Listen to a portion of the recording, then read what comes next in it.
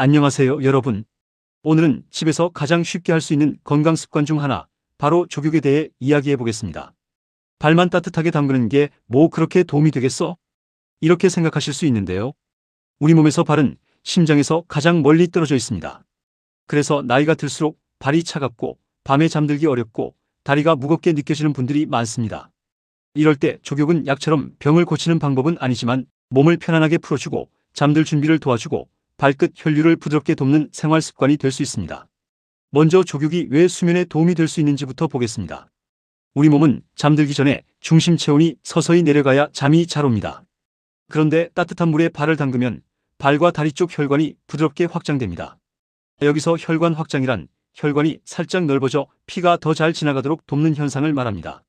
발이 따뜻해지면 몸 안쪽의 열이 손발 쪽으로 빠져나가면서 몸이 이제 잘 시간이다 하고 신호를 받는데 도움이 될 수 있습니다. 그래서 잠자기 1시간 전쯤 족욕을 하면 몸이 편안해지고 긴장이 풀리면서 잠들기 쉬워지는 분들이 있습니다. 두 번째 효능은 말초혈류 보조입니다. 말초혈류란 손끝발끝처럼 몸의 끝부분까지 가는 혈액 흐름을 말합니다. 나이가 들면 혈관 탄력이 줄고 활동량도 줄면서 발이 차갑게 느껴지는 경우가 많습니다. 이때 따뜻한 족욕은 발 주변의 혈관을 부드럽게 이완시켜 일시적으로 발끝까지 따뜻한 느낌을 줄 수 있습니다. 특히 하루 종일 앉아있거나 오래 서 있어서 발이 무겁고 뻐근한 분들에게는 발의 긴장을 풀어주는 데 도움이 됩니다. 다만 여기서 꼭 기억하셔야 합니다. 족욕이 혈관 질환을 치료하거나 막힌 혈관을 뚫어주는 것은 아닙니다. 다리 통증이 심하거나 조금만 걸어도 종아리가 아프거나 발 색깔이 창백하거나 붉게 변한다면 단순 냉증이 아닐 수 있으니 병원 진료가 필요합니다. 세 번째는 근육 이완과 피로감 완화입니다. 하루 종일 우리 발은 몸무게를 견디고 있습니다. 걸을 때도 설거지할 때도 장 보러 갈 때도 발바닥과 종아리는 계속 일을 합니다. 따뜻한 물은 발바닥과 발목 주변 근육을 부드럽게 풀어주는 데 도움이 됩니다. 족욕을 하면서 발가락을 천천히 움직이거나 발목을 가볍게 돌려주면 더 좋습니다. 단, 세게 주무르거나 꾹꾹 누르는 것은 피하세요. 특히 발바닥에 굳은 살, 상처, 티눈, 무좀이 있는 분은 강한 자극이 오히려 피부 손상을 만들 수 있습니다. 네 번째는 스트레스 완화입니다. 족욕을 하면 단순히 발만 따뜻해지는 것이 아닙니다. 따뜻한 물, 조용한 시간, 천천히 쉬는 호흡이 함께 작용합니다. 오늘 하루 고생했다. 이 마음으로 10분만 발을 담그고 있으면 몸의 긴장이 조금씩 풀립니다. 특히 잠들기 전 텔레비전 소리를 줄이고 휴대폰을 내려놓고 족욕을 하면 마음을 가라앉히는 데 도움이 됩니다. 그럼 족욕은 어떻게 하는 것이 좋을까요? 물 온도는 미지근하게 따뜻한 정도, 보통 38도에서 40도 정도가 적당합니다. 손으로 만졌을 때 따뜻하다 정도면 됩니다. 뜨거워야 효과가 좋다는 생각은 위험합니다. 시간은 10분에서 15분 정도면 충분합니다. 너무 오래 하면 피부가 건조해지고 어지러움이 생길 수 있습니다.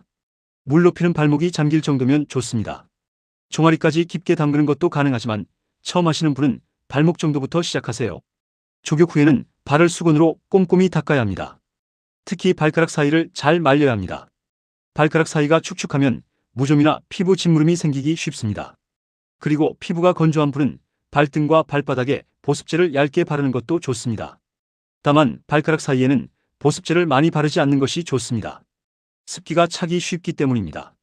이제 가장 중요한 주의점입니다. 첫째, 당뇨가 있는 분은 특히 조심해야 합니다. 당뇨가 오래되면 말초신경병증이 생길 수 있습니다. 말초신경병증이란 손발 끝에 감각신경이 둔해지는 상태를 말합니다.